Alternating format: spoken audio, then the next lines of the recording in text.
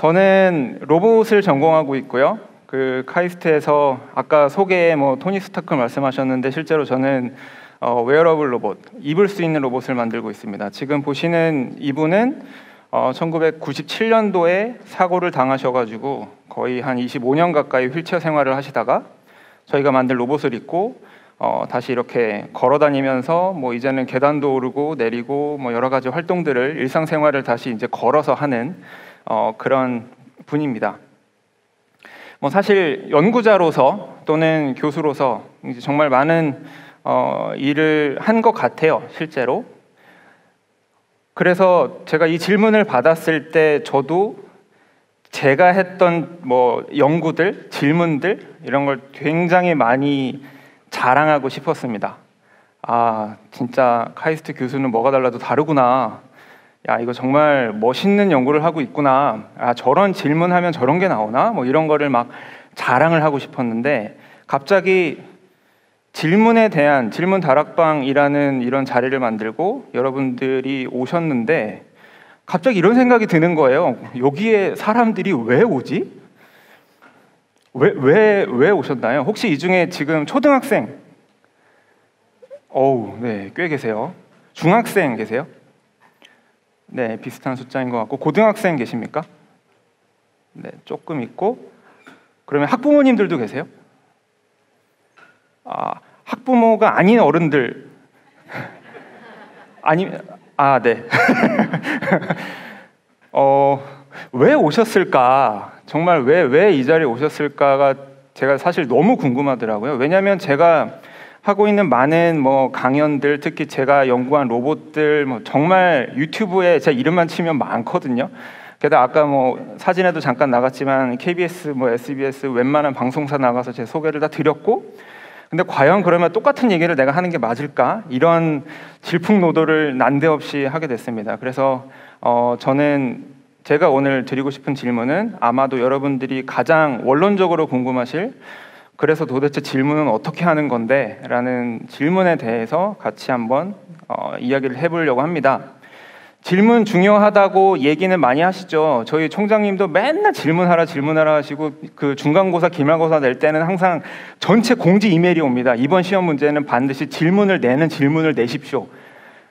네, 그래서 학생들이 질문을 내라고 하세요. 그러면 이 시험지에 질문이 막 나오는데 그 질문을 또 저희가 평가를 해야 되잖아요. 그러면 야, 이거를 내가 풀어봐서 잘 풀리면 좋은 문제인가?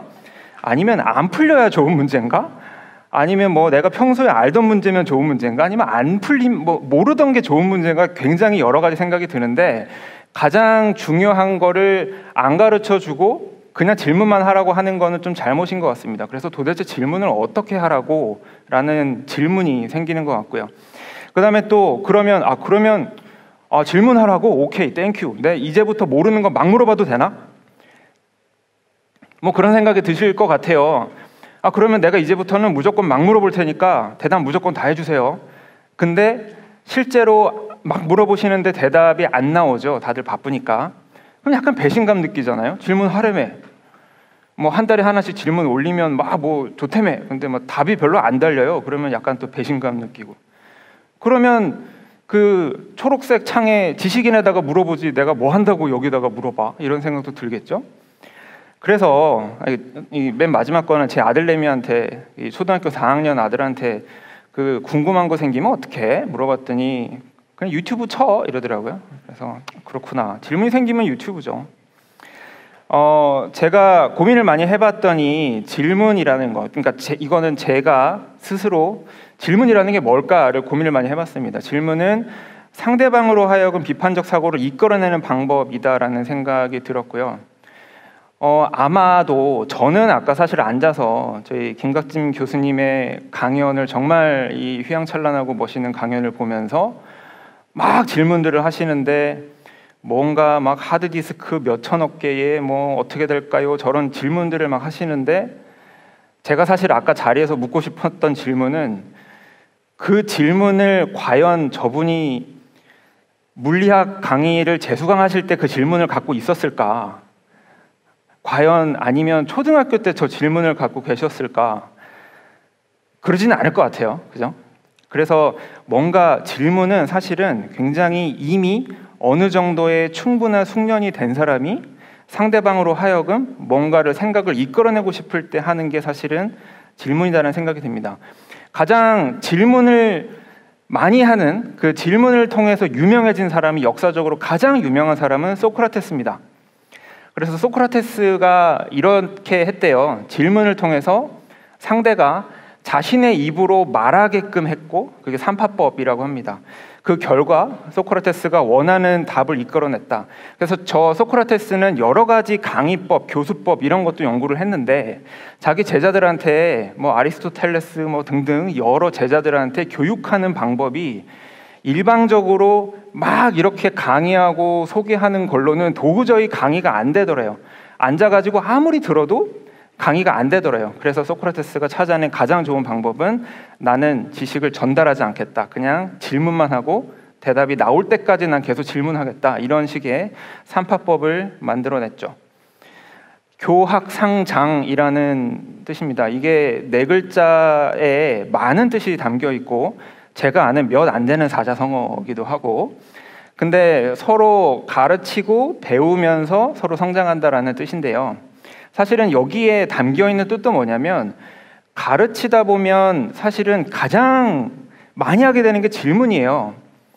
근데 배우는 사람이 질문하는 거는 사실은 의심이거든요. 나는 뭐 뭔가를 잘 모르겠는데 나 좀 가르쳐봐.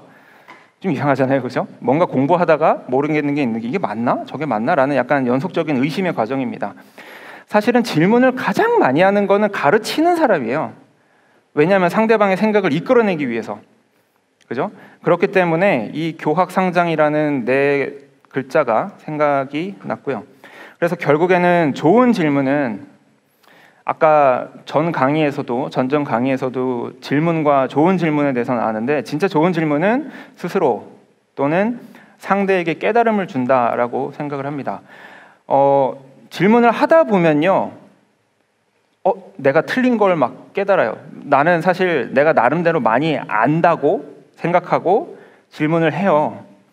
이거 이렇게 생각하지 않습니까? 아니면 뭐 이건 어떻게 되는 걸까요? 뭐 여러 가지 질문하다가 보면 이게 약간 논리가 이상한데? 라는 걸 스스로 발견하고, 그럼 질문을 멈추고 제가 다시 조금 더 고민을 하다가 다시 질문을 하고, 왜냐하면 이게 소통에서 가장 중요한 거는 내가 갖고 있는 질문, 내가 갖고 있는 생각이 상대방한테 잘 전달이 돼야 되는데, 그래야 진짜 좋은 질문 아니겠습니까? 상대방이 이해하지 못하는 질문은, 나만의 질문은 그거는 공상일 뿐이거든요. 그러면 상대방이 알아듣게끔 하는 질문, 그렇게 하기 위해서 얼마나 많은 반복적인 연습이 필요하겠습니까? 그죠? 그래서 결국에는 좋은 질문은 스스로 또는 상대에게 깨달음을 주는 질문이다라고 생각이 들고요. 제가 아까 서두에 여기에 왜 오셨을까 고민을 했다고 그랬잖아요. 근데 카이스트에 똑똑하신 분들, 그리고 연구 잘하시는 교수님들이 많이 계시겠지 하는 거에 신기해하지는 않지 않을까요? 그죠? 그거는 그러려니 하시겠죠? 근데 제가 오늘 먼 길 오셨으니까 그 연구 성과 잘 내는 꿀팁을 제가 하나 전수를 드리자면, 이거는 여러분들이 나중에 대학 가는데 논술 쓰는데도 마찬가지고요. 나중에 아니면 연구원이 돼서 논문을 쓰시는 것도 마찬가지고, 아니면 어머니 아버지의 생신 때 용돈을 좀 올려달라고 약간 제안서를 쓸 때도 마찬가지고, 모든 글을 쓸 때 다 그대로 적용하면 되는 겁니다. 모든 글은 4가지만 생각하면 됩니다. 첫 번째는 문제 정의. 내가 지금 어떤 문제를 풀고 있는지가 정확하게 나와야 돼요. 그 다음에는 나만의 가설이 있어야 됩니다. 2번째는 가설. 그 다음에 3번째는 그거를 해결하기 위한 방법이 제시가 돼야 되고요. 4번째는 이제 검증을 해야죠. 예를 들면 이거 4개 중에 하나만 빠져도 좋은 글이 안 돼요. 그리고 하나만 빠져도 아무리 멋있는 일을 해도 성과라고 인정받기가 쉽지 않습니다. 예를 들면 가설이 없다고 칠게요. 문제 정의를 해요. 어떤 굉장히 중요한 문제를 풀었는데 가설이 없이 그냥 방법만 막 제시했어요. 그러면 사람들이 그걸 이해를 할까요? 이해 못하죠. 왜냐하면 예를 들면 요즘 정치에서 많이 얘기 나오는 북핵 문제를 해결해야 된다라는 문제 정의가 있습니다. 근데 가설이 없어요. 그러면서 갑자기 3번째는 갑자기 이상한 방법들을 막 나열을 합니다. 그러면 거기에 아무도 공감을 못 하시죠. 그죠? 똑같아요. 근데 사실은 이 4개 중에 가장 만들기 어려운 게 문제정의예요. 왜냐하면 문제정의가 진짜 말 그대로 어렵거든요. 근데 질문은 문제정의와 관련이 돼 있습니다. 제가 여기서 한 가지 굉장히 중요하게 진짜 팁을 드리고 싶은 거는 문제정의가 중요하다고 해서 질문이 중요하다고 해서 그러면 질문만 하면 되느냐? 그게 키포인트 겁니다. 여러분들이 그러면 오해하시지 않으셔야 되는 게 이제는 내가 도서관에 들어가서 혼자 막 공부하지 말고 질문만 막 하면 되나? 아니면 오늘 알게 된 교수님한테 이메일 보내가지고 저 이거 궁금한데요? 라고 그냥 질문하면 되나? 그게 아니라는 거죠. 그래서 문제정의가 정말 중요하지만 그래서 질문이 중요하지만 질문은 2번, 3번, 4번의 순서대로 만드는 건 아니에요. 일단은 여러분들만의 약간은 어설픈 지금 단계에서 하실 수 있는 질문을 만듭니다. 그 다음에 지금 단계에서 생각하실 수 있는 가설을 만들어요. 그리고 지금 단계에서 생각할 수 있는 방법들을 제시하고 그거를 검증할 수 있는 어설픈 검증들을 합니다. 근데 한 번의 사이클을 돌고 나면 이거는 여기보다는 조금 더 다른 방법이 있을 것 같은데? 라고 해서 방법을 다시 한번 업그레이드를 하고 그 다음에 나중에 보면 이 방법에는 이 문제가 맞지 않는데? 라고 해서 문제 정의를 업그레이드하고 그 다음에는 또 그럼 가설이 좀 빠졌는데? 라면서 가설을 업그레이드하고 그래서 사실 공부, 연구 이런 거는 평생 동안 그냥 문제 정의와 가설과 방법과 검증을 계속해서 길러나가는 과정이에요. 어느 날 갑자기 자고 일어났는데 질문이 제 머릿속에 떠오르는 그런 거 없습니다, 여러분. 그런 거 없고요. 많은 분들이 굉장히 오해하시는 게 뉴턴이 갑자기 쉬다가 떨어지는 사과를 보면서 중력을 떠올렸다. 그거 다 거짓말인 거 아시죠? 네, 다 아시죠? 원래 엄청나게 수학적으로 증명 다 해놨다가 하도 사람들이 이해를 못하니까 그분은 그 세계 물리학회 회장까지 하신 분인데 하도 이해를 못하니까 사과가 떨어지는 거를 가정해 보세요 이러면서 막 설명을 하신 게 계기가 돼서 그렇게 된 거예요. 슈레딩거라는 사람도 그 박스 안에 고양이 밀어 넣고 양자역학을 공부하신 게 아니에요, 사실. 그죠? 잘 아시죠? 네. 그런 것처럼 문제정의, 가설, 방법, 검증은 그냥 다 유기적으로 살아있는 거고 전부 다 계속 만들어 가시면 됩니다. 제가 했던 질문들입니다. 제가 옛날에 아마 지금 여기 계신 여러분들의 나이에 했던 질문입니다. 가정 형편도 좋지 않고 가족의 생계도 있고 그 다음에 상상 초월의 집값. 이게 집은 어떻게 해야 되지? 뭔가 학벌, 인맥 이런 것도 엄청 중요한 것 같고 내가 그냥 공부해도 되나? 이게 지금 이러면 되나? 이런 생각이 좀 많이 들었어요. 근데 그때 제가 이제 대학교 때 막 뭔가 이렇게 막 분석을 많이 했어요. 그때 이제 문제 정의는 저도 도저히 못 찾았고 그 다음에 가설도 모르겠어요. 어떻게 살아야 되는 건지도 모르겠더라고요. 그러면 문제 정의와 가설이 안 보인다고 해서 여러분들이 그럼 가만히 있을 수는 없잖아요. 그죠? 질문을 못 하겠으면 나는 질문이 안 나오니까 나는 망했어 할 수는 없잖아요. 그러면 방법부터 찾아야죠. 내가 할 수 있는 방법이 뭘까? 그래서 제가 그때 할 수 있는 방법들을 고르기 시작했습니다. 근데 그때 제가 찾았던 데이터들 중에 일부인데요. 이게 딱 보니까 좋은 회사를 가면 생각보다 근속 연수가 길지 않아요. 그때 약간 진짜 요즘 말로 현타가 오는 거죠. 내가 이렇게 공부해서 이렇게까지 많은 일을 한 다음에 회사에 갔는데 이게 웬일이에요? 저기 밑에 GS 이런 데 가면 7.5년 만에 나와야 된대요. 그 다음에 위에 저기 신입사원 평균 근속 연수 보니까 2년이 안 된대요. 그래서 전국적으로 회사를 가서 30.7%는 2년을 못 버티고 회사를 그만두고 다시 나와서 취업 전선에 뛰어들어야 된대요. 제가 진짜 그때 너무 그러면 내가 구사할 수 있는 방법이 뭘까에 대해서 굉장히 고민을 많이 하게 됐습니다. 저는 그래서 유학이라는 방법을 택했고요. 근데 제가 유학을 가서 사실은 대단한 어떤 이론을 배웠다거나 어떤 유학을 가서 뭔가 막 정말 저의 학문적인 스킬이 갑자기 확 열렸다는 생각은 솔직히 들진 않습니다. 근데 이게 제가 유학 첫날인데요.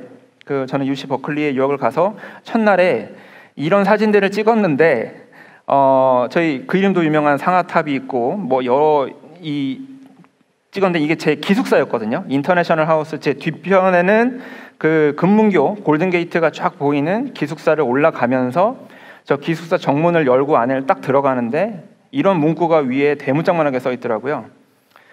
You are only limited by your own imagination. 이게 위에 딱 써 있더라고요. 그래서 뭘 하든지 네가 상상을 못했기 때문에 결국에는 네가 안 된다고 생각했기 때문에 문제가 안 풀리는 거야. 너한테 주어져 있는 어떤 그런 제한 조건들은 다 네가 상상해서 만든 거야.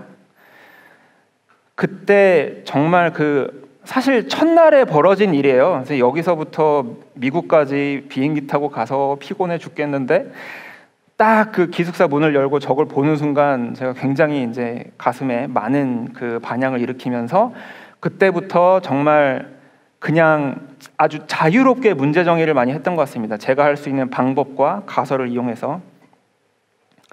그래서 비판적인 사고를 통해서 긍정적인 결과를 얻고 나서는 질문하면 되게 멋있어요, 여러분.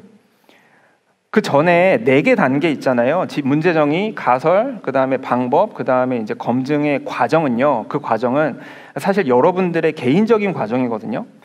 근데 그 과정은 정말 어려운 과정이고 외로운 과정이고 남들도 알아주지도 않고 다 안 해요. 근데 이 4개가 다 잘 맞아 떨어져서 문제 정의도 그럴싸하게 인제는 만들어졌고 만들어지는데 꽤나 오래 걸립니다. 저기 자석을 이용한 저런 질문을 하시는데 제 생각에는 하루 이틀에 나온 질문은 절대 아닐 겁니다. 이따가 제가 한번 질문 드릴게요. 그러면 이게 질문도 이제 그럴싸하고 가설도 그럴싸하고 방법도 그럴싸하고 그 다음에 검증도 어느 정도 됐어요. 그러고 나서 딱 와서 데이터가 말입니다. 데이터는 열이 많이 나잖아요. 데이터 열이 나서 이렇게 해야 돼요. 딱 하면 얼마나 멋있습니까, 그죠? 결국에는 진짜 나중에 그 4개의 구성 요소를 다 완성하고 나서 그 다음에 뭔가를 표현하는데 또한 가장 효율적이고 가장 멋있는 방법이 질문이기도 해요. 그래서 여기서부터는 다시 맨 앞에서 소개드렸던 교학 상장 질문을 통해서 여러분들의 생각을 이끌어내는 그런 방법이 다시 이제 적용이 되는 것 같습니다. 비판적 사고들을 짧게 표현하는 질문들이 있죠. 이건 누구나 다 하는 말들입니다. 다 지나고 나서 하는 질문들입니다. 그때 하는 게 아니라. 어른들이 하시는 말씀은 모두 옳은 것일까? 고민해 보세요. 아니면 교과서에 있는 내용은 모두 정답일까? 어쩌고 저쩌고 이런 것들. 내가 하고 있는 일이 올바른 방향으로 가고 있는 걸까? 이대로 살아도 되는 걸까? 이런 질문은요, 대부분 많은 유튜브 강연하고 많은 분들이 마치 지금 이 진짜 하루하루 성장하시는 여러분들이 매일 가져야 될 질문이라고 생각을 하시고 이렇게 많이 이제 요청을 하시는 것 같지만 실제로 이런 질문은요, 어느 정도 성공하고 나서 하시면 훨씬 멋있어요. 그렇잖아요. 지금 보면 한창 지금 여기 오신 분들이 특히 이 초등학교, 중학교 학생들이 이 질문들만 하는 거예요. 책에다가 우리 부모님이 하시는 말씀이 과연 옳은 걸까? 그거를 부모님이 보시면 아이고 사춘기 왔다. 이거 어떡하니? 아니 걷다 대놓고 누가 우리 아들 우리 딸 진짜 질문 멋있게 한다. 누가 그러겠습니까? 사춘기한테 큰일 났네. 데리고 가서 갑자기 밥을 사주시고 그런 일이 벌어지겠죠. 그래서 사실은 제가 말씀드리는 거는 질문들을 해야 된다라고 할 때 그게 꼭 어떤 이미 어느 정도 이뤄내신 분들의 질문을 따라 하시기 위해서 너무 스트레스 받지 마시라는 겁니다. 그냥 여러분의 입장에서 여러분들이 할 수 있는 수준에서 할 수 있는 것들을 계속 갖고 가는 게 그게 질문의 본질이라는 말씀을 드리고 싶었습니다. 질문은 결과적인 것이기도 하고요. 그리고 소위 말하는 그 좋은 질문, 뉴턴이 얘기하는 사과, 떨어지는 사과, 자석, 데이터, 그다음에 자바스크립트 이거 다 성공하고 나서 얘기하면 정말 멋있는 질문이거든요. 그러니까 여러분들이 질문에 너무 조바심 느끼지 마세요. 왜 나는 좋은 질문이 안 떠오를까? 안 떠오르는 게 당연하죠. 여러분들이 그렇게 좋은 질문을 이미 알면 여러분들은 학생이 아닌 거죠. 그러니까 너무 조바심 느끼지 마시고요. 좋은 질문 하려면 많이 알아야 돼요. 그러니까 질문하다가 하면 또 질문 잠시 접어놓고 공부도 해야 되고, 공부하다가 야 그러면 또 질문도 하고, 이렇게 이제 계속 반복적인 걸 해야 됩니다. 가장 중요한 건 비판적 사고고요.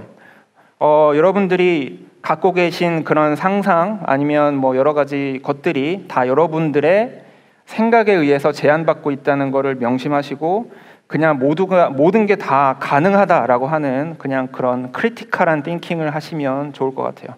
너무 억지로 질문하지 마시고요. 억지로 질문하려고 그러면 정말 이상한 질문 많이 나옵니다. 근데 너무 억지로 질문하지 마시고, 그리고 가장 중요한 질문은 사람의 마음을 움직이는 질문입니다. 네, 들어주셔서 감사합니다.